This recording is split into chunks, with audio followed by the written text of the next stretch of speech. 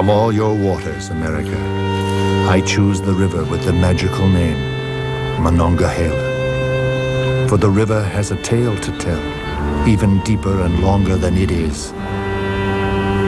Over homesteads, humpbacked houses, there remains still the pall of gun smoke, writing the story of the awaited massacre.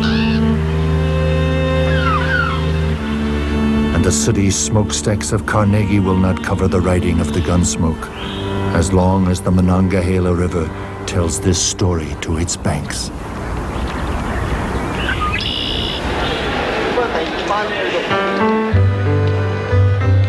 At the beginning of 1892, the people of Homestead, Pennsylvania, had no idea of the upheaval that was about to transform their lives. They had built a proud and prosperous community upriver from Pittsburgh. In just 10 years, 12,000 men, women, and children had settled around the Carnegie Steel Works. They were setting records in the production of armor plate and structural steel, and transforming America in the process.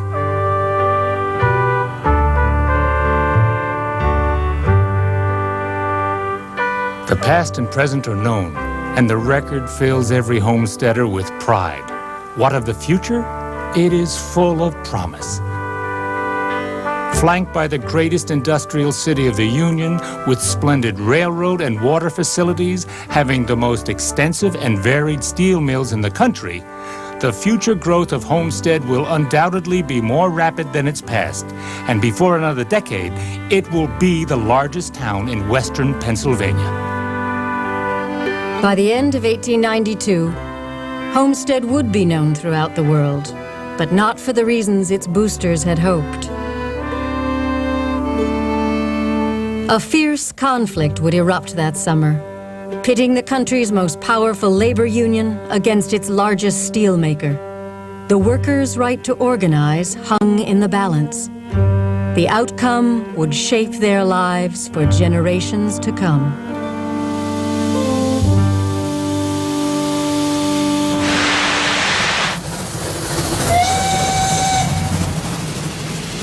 In the wake of the Civil War, an industrial revolution swept across America. Manufacturing flourished, and daring entrepreneurs became rich, very rich. But for the average factory worker, the revolution meant endless drudgery, long hours, and dangerous work. April 2nd, 1892. The history of the Homestead Steelworks is marked with a large number of frightful accidents. That of last Saturday, wherein one man lost his life and 7 others received serious injuries, was scarcely less terrible. Molten metal came in contact with moisture, resulting in a terrific explosion, some of it striking the opposite wall 70 feet away.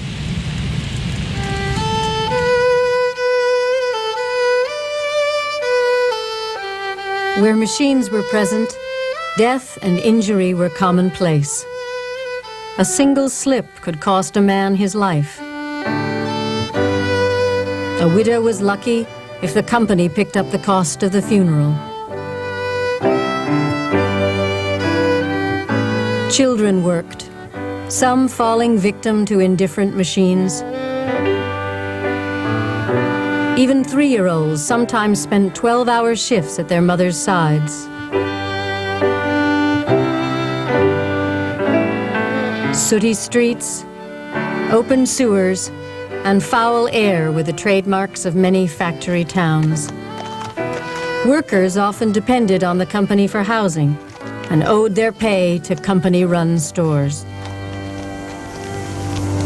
Homestead was radically different. Work in the mill was just as hazardous, but steelworkers had built a powerful union which gave them a say in hiring, wages, and how jobs were done.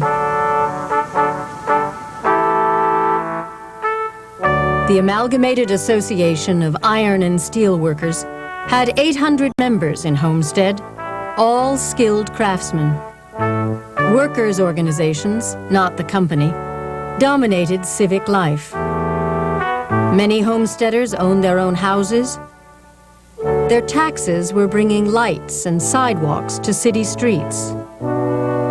Decent pay allowed their children to attend school, and reasonable hours in the mill left them time to run the local government.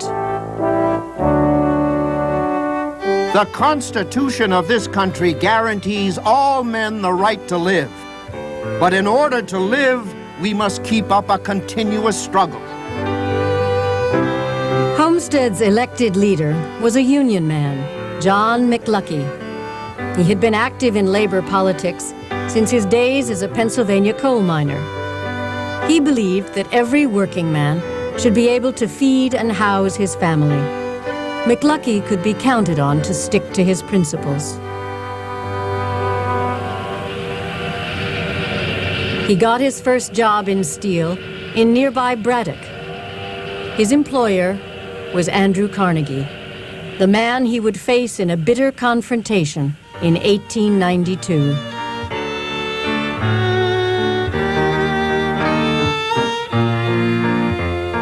Carnegie was a poor weaver's son when he left his native Scotland in 1848.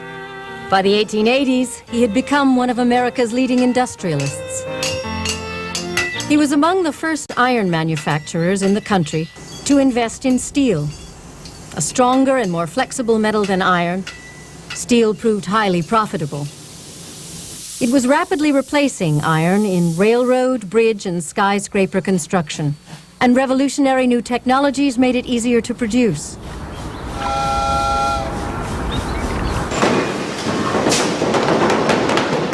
The iron industry relied on highly skilled, unionized craftsmen. Far fewer skilled men were needed to make steel. This left the Amalgamated Association of Iron and Steel Workers vulnerable and opened the way for steel manufacturers to seize control of the shop floor.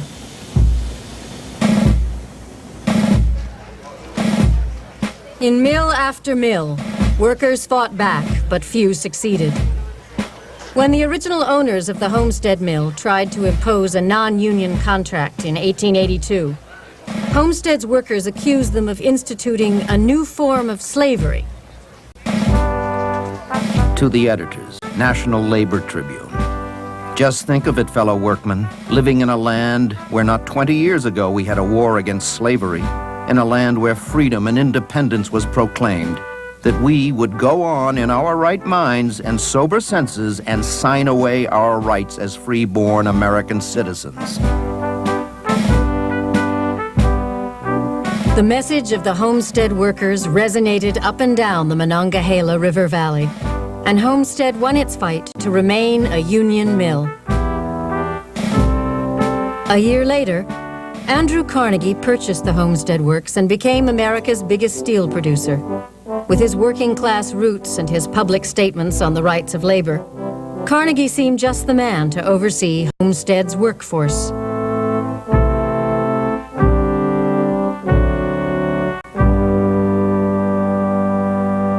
The right of the working man to combine and to form trades unions is no less sacred than the right of the manufacturer to enter into associations and conferences with his fellows, and it must sooner or later be conceded. Carnegie made a commitment to use his wealth to improve the lives of his workers. He built libraries, schools, and concert halls, costing huge sums of money. To acquire this wealth, Carnegie increasingly focused on the bottom line.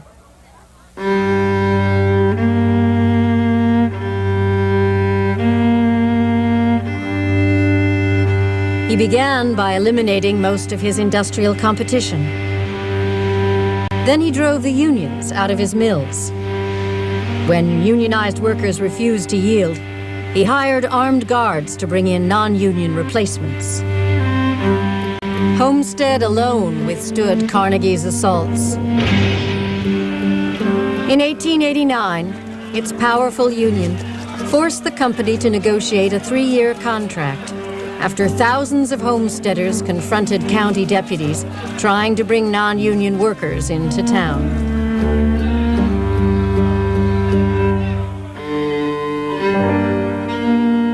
As the end of that contract approached in 1892, Carnegie was determined to assert his rights and gain absolute control over the mill. From his home in New York City, he drafted a notice to the Homestead workers.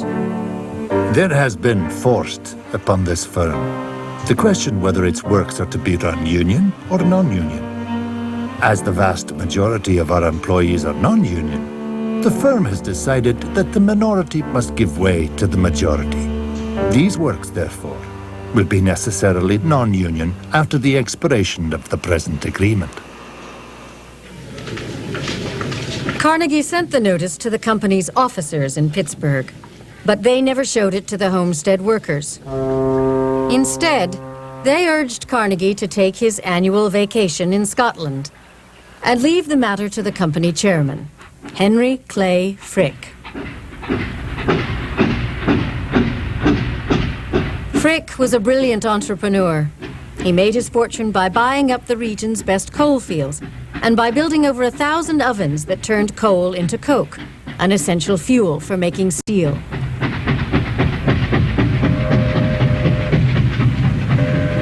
The Carnegie Company was Frick's biggest client, and in 1882 they negotiated a substantial interest in each other's firms.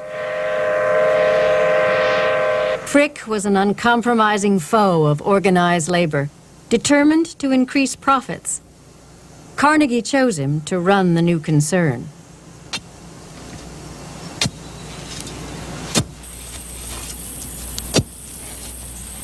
Frick had smashed the unions in his coke ovens at Connellsville, and some people said he meant to do a similar job in Homestead. While negotiations were still ostensibly in progress, Frick had a tall fence built around the mill and erected searchlight platforms around the mill yard. The union men promptly nicknamed the mill Fort Frick. A group of carpenters working on the fence heard a rougher call to one of them. "Do a good job on that fence, Charlie." The carpenter replied, "Ain't it a hell of a note? Like asking a man to dig his own grave." The great convention of the Amalgamated Association opens today. It is beyond question the most powerful independent labor organization in the world, and every movement of the manufacturers seems to aim at its destruction in the coming conflict. Homestead's unionized workers were given an ultimatum: sign the company's contract by June 24th, or work in the mill on a non-union basis. The eyes of the whole world of labor are at present fixed on Homestead. You are entering on a struggle for your rights. If you succeed, the labor of this great country will profit by your success. If you fail, success on their part will be all the harder to gain. John McLucky took the floor. The reduction of wages proposed by Mr. Frick means that we will receive from 12 to 42% less. This would mean a cessation of public improvements in Homestead, a material reduction of the prosperity of the town, and in a great many cases, individual hardship. We are asking nothing but our rights, and we will have them if it requires force to get them. On June 24th, negotiations deadlocked. The following day, Frick wrote a letter to Robert Pinkerton, head of the Pinkerton Detective Agency. We will want 300 guards for service at our Homestead mills as a measure of precaution against interference with our plan to start the operation of the works again on July 6, 1892.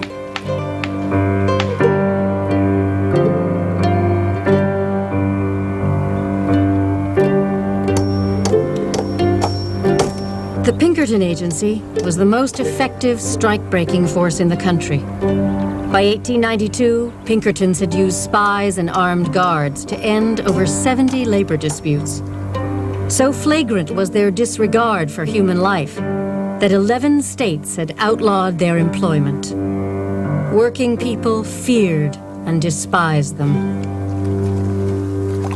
On June 28th, the Carnegie Company shut down the open hearth furnace and the armor plate mill, locking out 800 men. The next morning, the Amalgamated called a mass meeting. Most of the 3,000 who attended were not skilled workers. They didn't belong to the union, but all agreed to stand firm with the locked-out men. Soon, they would have little choice. During the meeting, the company shut the mill down, laying off the entire workforce.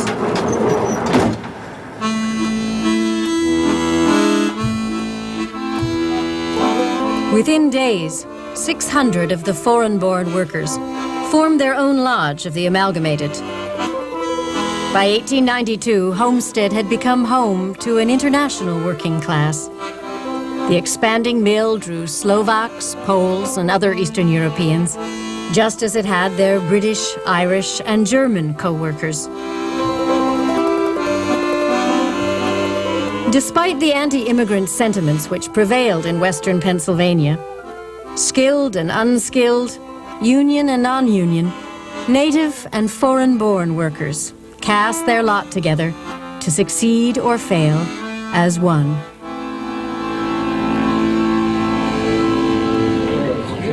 The Amalgamated appointed an advisory committee to direct the workmen's actions during the lockout. For their spokesman, they chose a charismatic young leader, Hugh O'Donnell. The committee has decided to organize their forces on a truly military basis.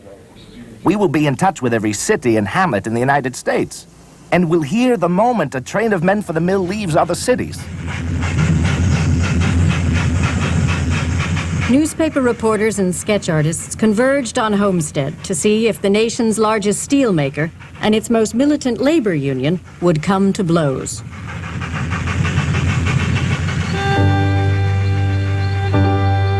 The locked-out men are on picket duty at every possible point of entrance to the works.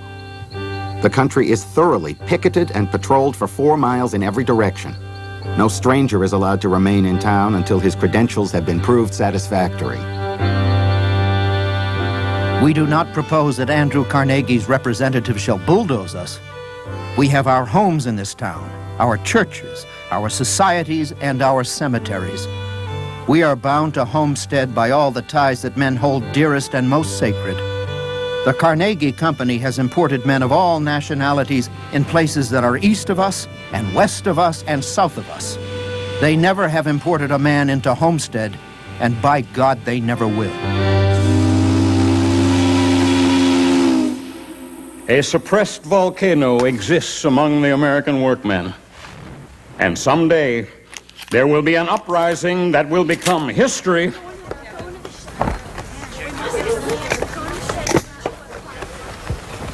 The Reverend J.J. McIllier was Homestead's Methodist minister. The question is often asked, where would Homestead be without the mills? Why not ask, where would Andrew Carnegie be without the millions he has made from the mills? Capitalists should remember that men do not sell their self-respect when they sell their labor. Even Ivy Leaguers absorbed in the weekend's Yale-Harvard race followed the events with increasing alarm. 1892 was a presidential election year, and Homestead posed a threat to the incumbent Republican Party. The Republican platform centered around a high tariff policy, supported by both business and labor.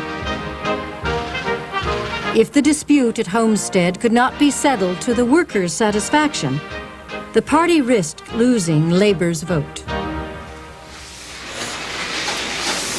July 2nd to the New York Times. The Carnegie Steel Company gave formal notice today that the Homestead Mill is to be operated as a non-union plant. The secretary said, any of our old employees may return to work, but they must make application as individuals.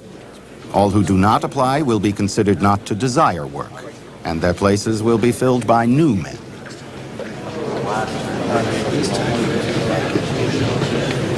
On the 4th of July, Frick sent a coded cable to Carnegie regarding plunge, their code word for Homestead.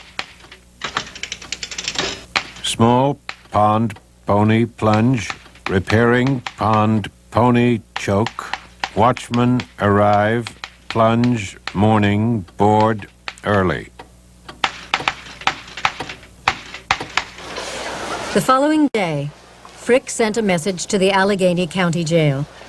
He asked the sheriff to send 100 deputies to Homestead to secure the mill for non-union workers. The sheriff feared this would cost him workers' votes. But Pittsburgh's political bosses pressured him to do Frick's bidding. He responded half-heartedly, leaving for Homestead with only 12 men.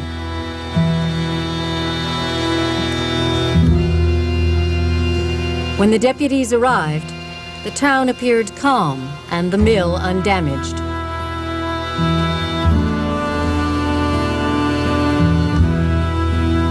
The Amalgamated volunteered men to be sworn in as deputies, arguing that the Union had a strong interest in protecting the mill. The sheriff refused, knowing this was not what Frick had in mind. Under the circumstances, the advisory committee refused to be held responsible for the mill and formally disbanded. As the committee destroyed its records, the sheriff and his men retreated to Pittsburgh. Within hours, Frick would press ahead with his secret plan for the 6th of July.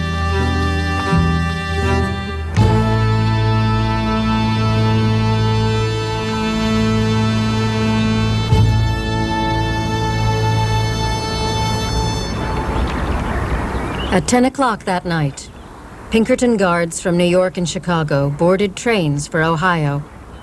They continued to the outskirts of Pittsburgh, where they boarded barges bound for Homestead. 50 of the 300 men were Pinkerton regulars. Only the officers knew what lay ahead. At 2 a.m., men standing watch downriver spotted the barges as they entered the locks. One man set off on horseback to warn the townspeople, while the others telegraphed ahead.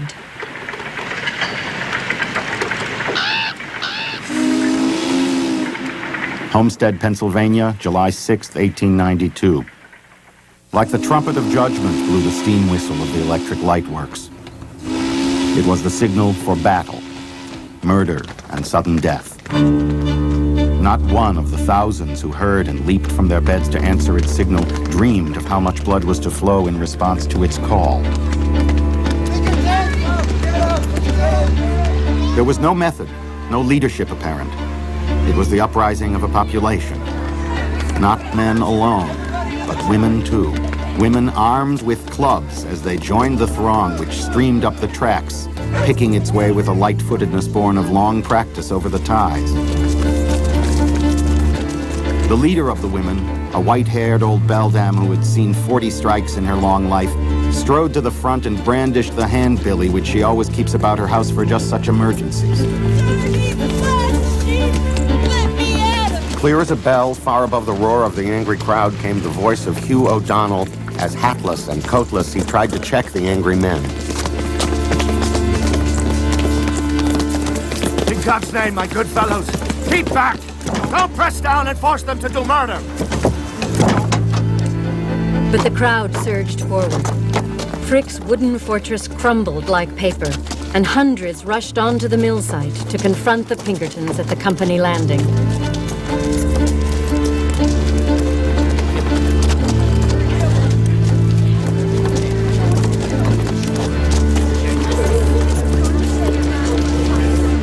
A steelworker's son, Billy Foy, walked brazenly toward the tugboat.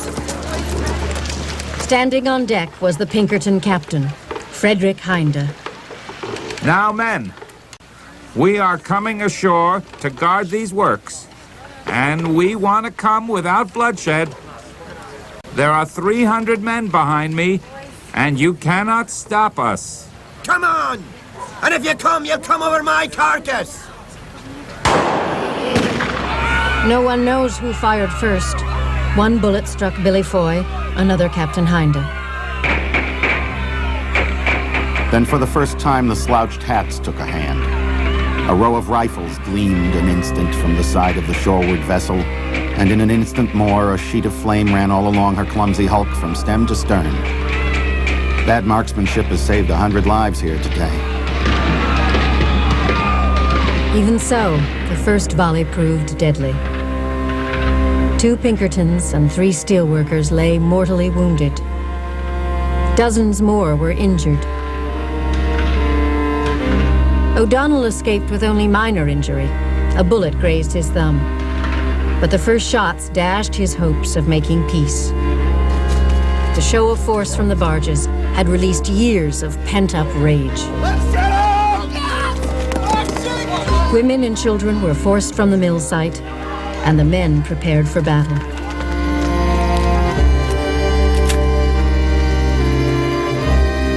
O'Donnell and the other strike leaders retreated to Amalgamated headquarters.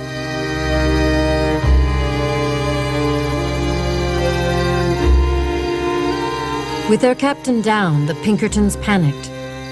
Despite the lull in the fighting, they made no move to seize the mill site. Instead, they placed Hinde and the other wounded guards on the tugboat Little Bill to be taken to a hospital in Braddock. By the time that the Little Bill was underway for Braddock, the mill yard was a series of rifle pits. The bridge trestles and girders and heaps of scrap iron and half-open doors of the various mills and shops were filled with men skilled in the use of arms and bearing them in their hands.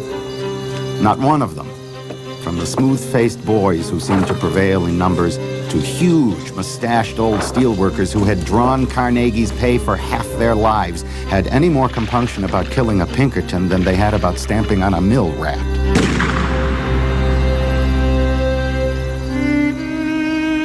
The sun rose gloriously, and from a distance the day was serene and quiet as a Sunday. Jack Morris stood up at the pumping station and looked out the window.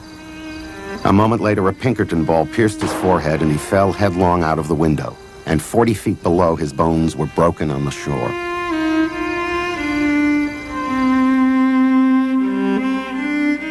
Morris's companions carried him home to his widow. The sight of his shattered body sparked cries for revenge.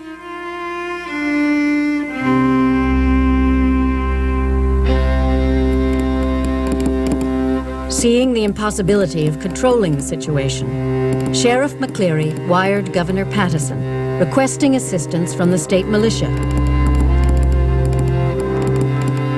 Workers' votes had been crucial to Pattison's election, and he declined to intervene. By mid-morning, the strikers had witnessed so much blood, they were determined to make the Pinkertons pay. They fired an old Civil War cannon, then poured burning oil on the river, hoping to ignite the barges. The Pinkertons knew they couldn't hold out much longer. We were penned in like rats. 4 times we put up a flag of truce, and 4 times it was shot away. And then we're crazy with fright, crying like babies. Those in charge were the worst of the lot. A tall, brawny workman waved 2 sticks of dynamite high above his head. Men of Homestead and fellow strikers, our brothers have been shot down before our eyes by hired thugs. Yonder in these boats are hundreds of men who have murdered our friends and would ravish our homes. Not one must escape alive. As he spoke, he flourished the dynamite. A score of men raised their clubs and followed him. They were not savages. They were good, strong men, wrought up by the sight of blood and ready to take the lives of those who threatened them and theirs.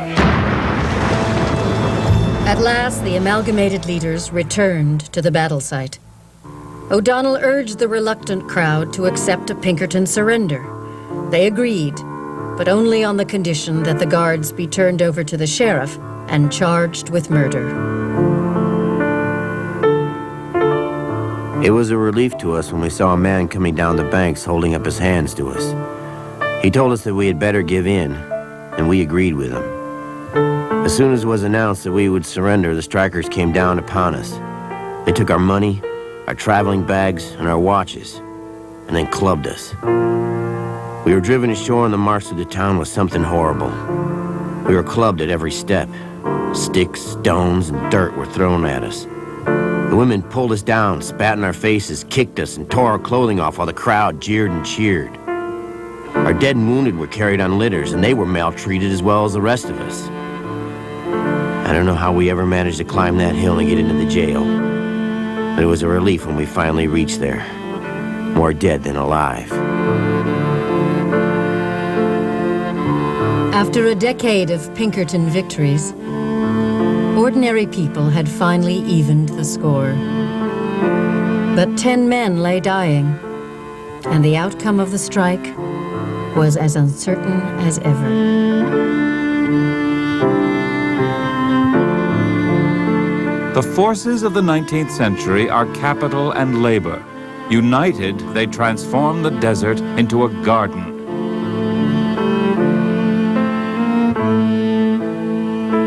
In collision, they convert the garden into a waste.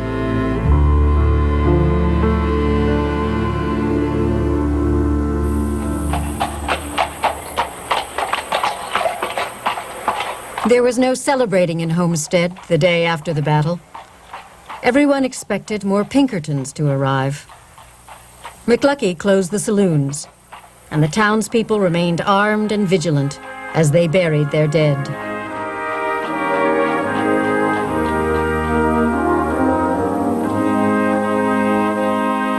The slain men were laid to rest on the hill above town. Most of the laborers were placed in unmarked graves.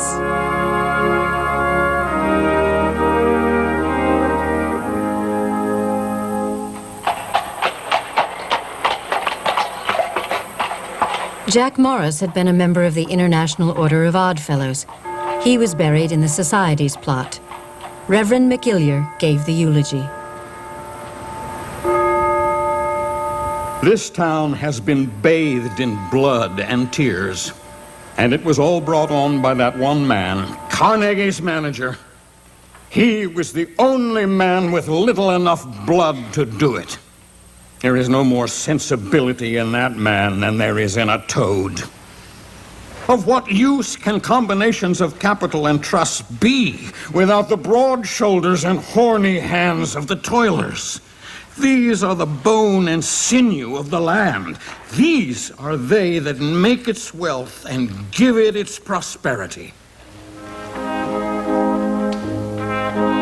The county coroner's office listed another 6 workmen dead as a result of the battle. The last to die was George Rutter, a Civil War veteran and a long-time Union activist. At 46 years old, he had already outlived most of the steelworkers of his generation.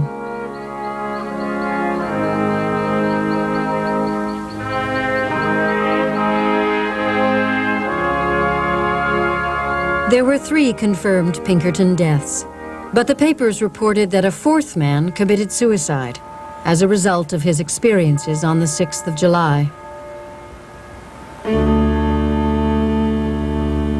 The remaining guards escaped the Union's plan to have them charged with murder.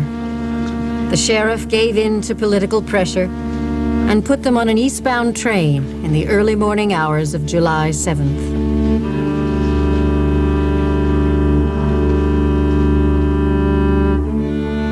Henry Clay Frick was conspicuously absent from the battle site. He remained in his office smoking cigars and refused to meet with the Amalgamated's president, who was ready to concede almost anything to stop the fighting.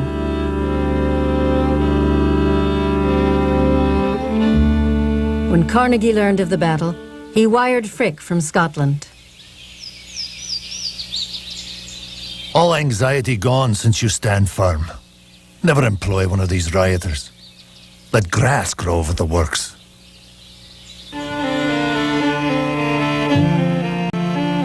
The events at Homestead prompted Congress to hold hearings. The Pinkerton Agency was already under investigation for its role in suppressing strikes nationwide.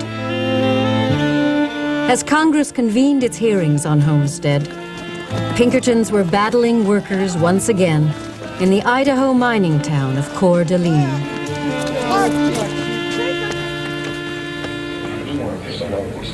Anti-tariff Democrats lambasted corporations for using hired guns to settle their labor disputes. One senator asserted that large companies should be looked upon as public entities, with the owners' rights subject to the rights of their workers. The iron and steel industry was outraged. The issue has developed not into a question of wages, but into the recognition of a principle, whether the owner of works has a right to manage them himself, subject to the law.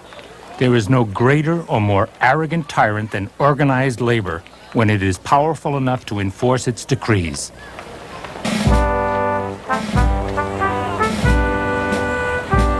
Labor came out to champion the Homestead strikers. Workmen rallied in Chicago and New York, and hundreds of dollars in donations poured in.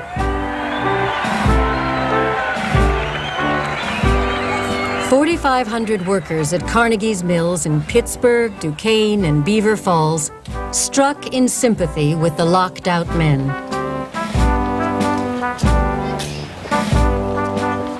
At the best restaurant in Homestead, the cook and waitresses refused to serve suspected strikebreakers. They walked off the job when the town became so crowded they could no longer tell who was who.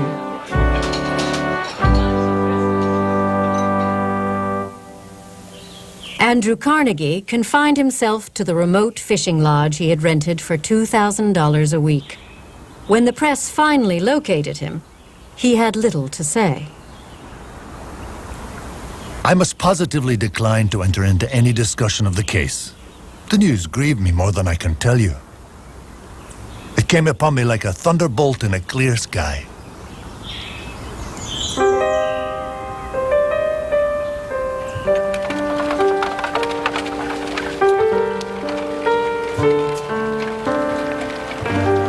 In New York City, two Russian anarchists had been following the news from Homestead. Alexander Berkman and Emma Goldman were certain that American workers were on the brink of revolution. They believed that violence was justified in the fight against exploitation. The events at Homestead were beckoning them to act on their beliefs.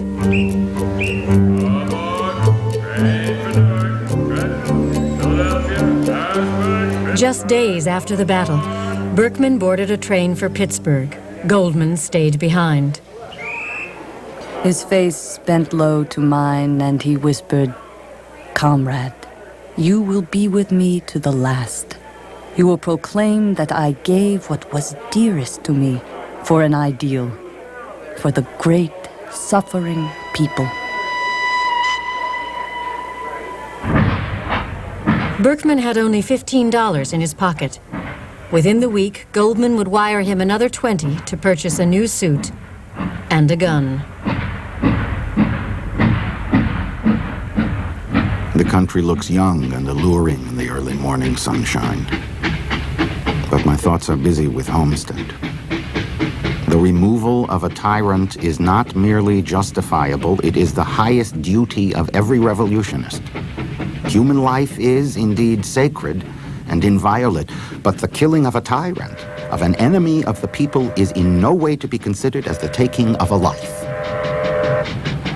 As Berkman's train sped toward Pittsburgh, an order flashed across the wires. Put the division under arms and move at once, with ammunition, to the support of the Sheriff of Allegheny County at Homestead. Robert E. Patterson, Governor. Pittsburgh's political bosses had been pressuring the governor.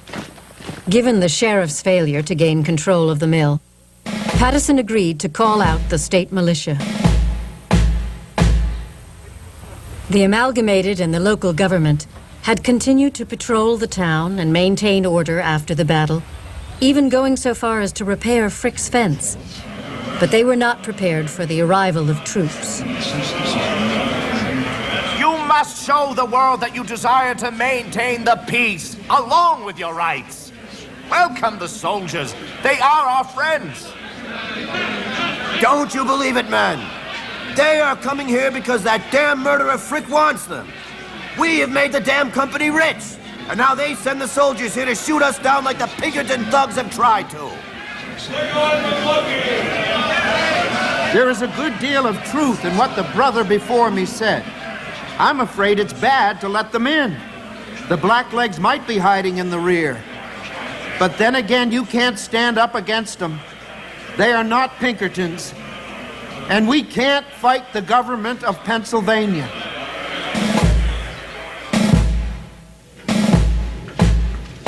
The following morning, on July 12th, the entire community stood ready at the train station. They had prepared an elaborate welcome, hoping to convince the soldiers to defend their rights rather than the company's.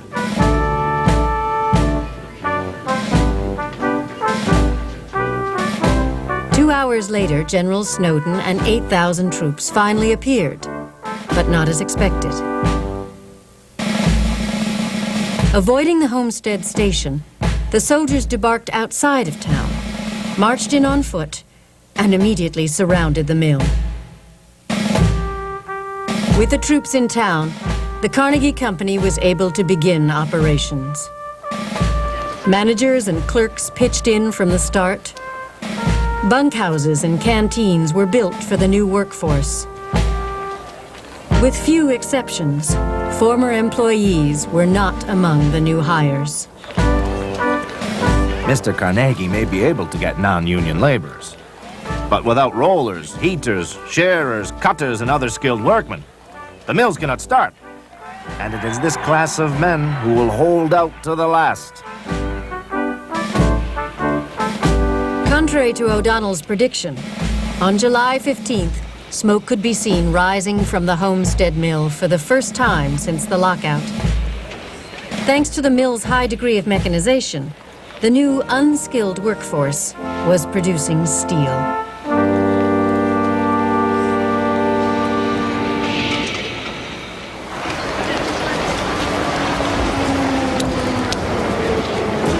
On July 23rd, Henry Clay Frick returned from lunch to finish off a routine day's work. Posing as an employment agent, Alexander Berkman had been trying to see him all morning. Outside Frick's office, the anarchist nervously paced the hall. By 2 o'clock, he could no longer stand the wait. He pushed his way into Frick's office and fired 2 shots. Dead, I wonder? I must be sure. My eyes meet Frick's. His face is ashen gray. Blood is oozing from his neck. A strange feeling of shame comes over me. But the next moment I am filled with anger at this sentiment so unworthy of a revolutionist. A crowd gathered as Berkman was restrained behind the second-story window.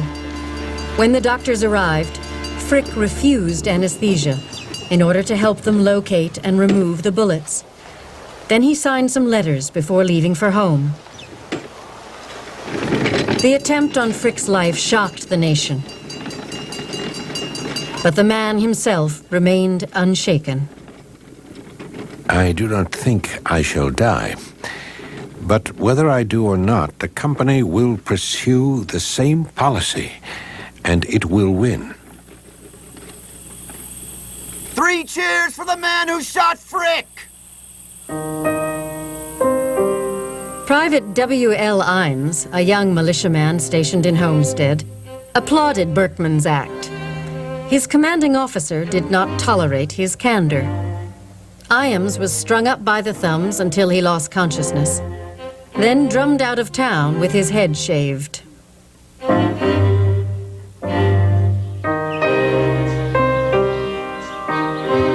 In a fashionable section of Pittsburgh, Frick lay in bed recovering from his wounds. Across the hall, Mrs. Frick lay convalescing as well. 2 days after the battle, she had given birth to a son. Neither mother nor child was well.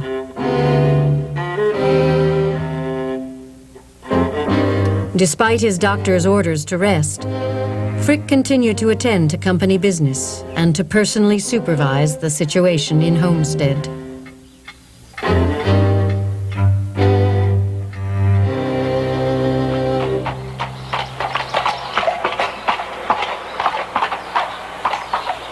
The Republican Party feared that the crisis would endanger President Harrison's re-election. They sent party regular John Milholland to meet with Frick. Arriving in Pittsburgh, I learned that the Iron Master was in bed, still suffering severely from the effect of his wounds. Entirely courteous, Mr. Frick made it clear that even if Mr. Carnegie's consent was reinforced by the Cabinet, the Senate, and the House of Representatives, he, Frick, would not deviate one iota from the lines he had laid out to follow. His powerful jaws came together like a steel trap when he referred to the murderous exhibitions of the strikers. Yet, as he lay there, as white almost as the sheet itself, I realized that I was talking to a man of absolute nerve, with a will of iron, one who knew his own mind and indulged in no illusions as to the difficulties in the way of carrying out his purposes. On August 3rd, Frick's newborn son died. A link between the battle and the infant's death formed in the public's mind. It brought sympathy to the grieving father, whose own life had been endangered.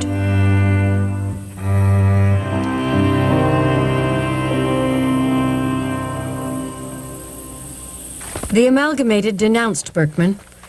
Even before the assassination attempt, the Union had thrown several anarchists out of town for agitating among the strikers. Still, the public held the people of Homestead responsible for the shooting. O'Donnell feared the worst. It would seem that the bullet from Berkman's pistol, failing in its foul intent, went straight through the heart of the Homestead strike.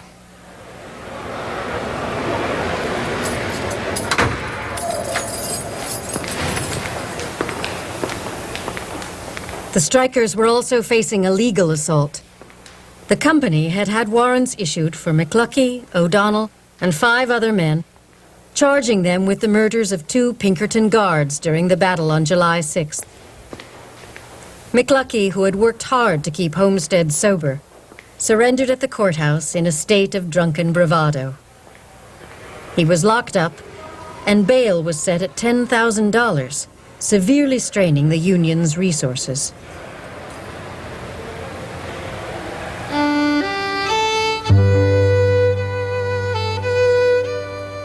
By the end of October, 2,000 men were at work in the mill.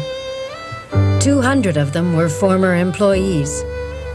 In spite of continued support from across the nation, the unity of the forces at Homestead began to crumble.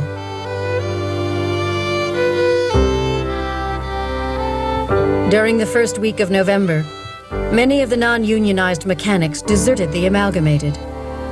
Winter was fast approaching, and a settlement seemed unlikely. Black workers, traditionally excluded from steelmaking at Homestead, were brought into the mill by company agents. Although they represented a small fraction of the non-union workforce, they were singled out for attack. Hundreds of townspeople vented their frustration in a vicious riot that ended with calls for lynching.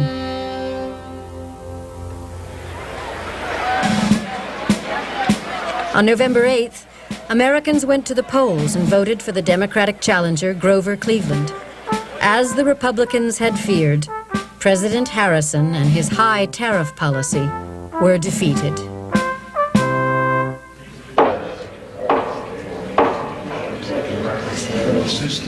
On November 18th, Sylvester Critchlow became the first Homestead man to go to trial. The jury deliberated for just 1 hour before returning its verdict. Not guilty. But the strikers' vindication came too late. While Critchlow sat on trial, 2,000 mechanics and laborers proposed that the union call an end to the strike. At first, the union men balked at the thought of giving in. But after 2 days of dispirited debate, many were convinced that holding out would be futile. By a narrow margin, they voted to end the strike. All those in favor say aye. Aye. Those opposed?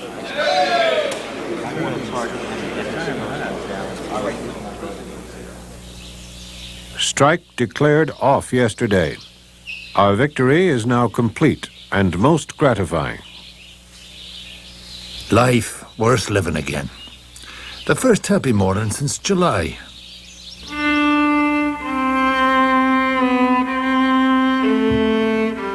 The following day, over 2,000 strikers lined up at the mill gate. Only 406 were rehired.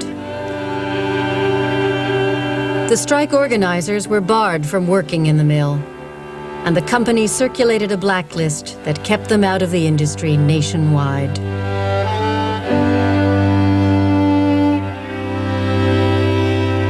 O'Donnell became a reporter and moved to Chicago. Alexander Berkman spent 14 years in prison before rejoining the anarchist movement. He and Emma Goldman were deported to Russia in 1919. McLuckie remained a political organizer, but his work was sporadic and poorly paid. He eventually settled in Mexico and took a job on the Sonora Railway.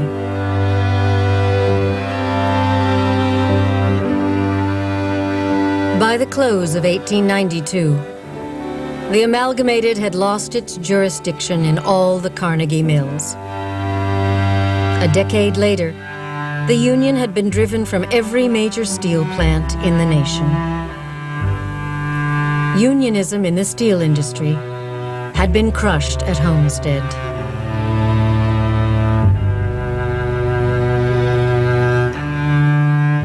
Before disbanding, the Homestead men issued this statement. The most evident characteristic of our time and country is the control of each of our great national industries by one or a few men. It is a power which, though expressed as the right of employers to manage their business to suit themselves, is coming to mean nothing less than the right to manage the country to suit themselves.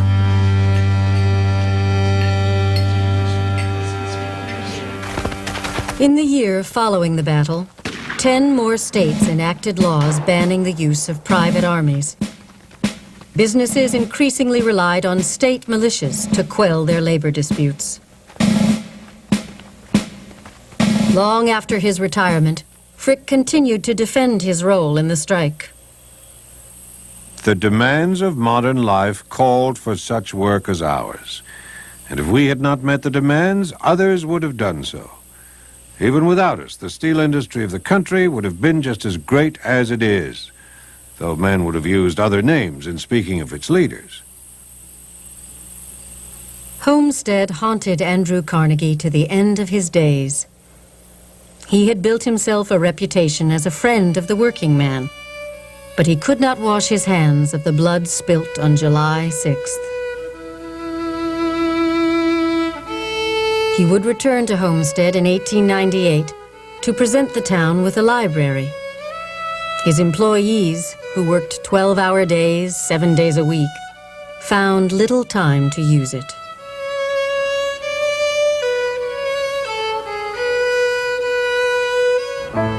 On the flats, close to the water's edge, there were masses of great sheds out of which grim smokestacks rose with a desolate effect. Higher up, the tenement houses stood in dingy rows, alternating with vacant lots. The sidewalks were sunken, swaying, full of holes. Everywhere the yellow mud of the street lay kneaded into a sticky mass, through which the groups of pale, lean men slouched in faded garments, grimy with the soot and grease of the mills. This description of Homestead appeared less than 2 years after the strike. Another 4 decades would pass before the creation of industrial unions would substantially improve the lives of Homestead's workers.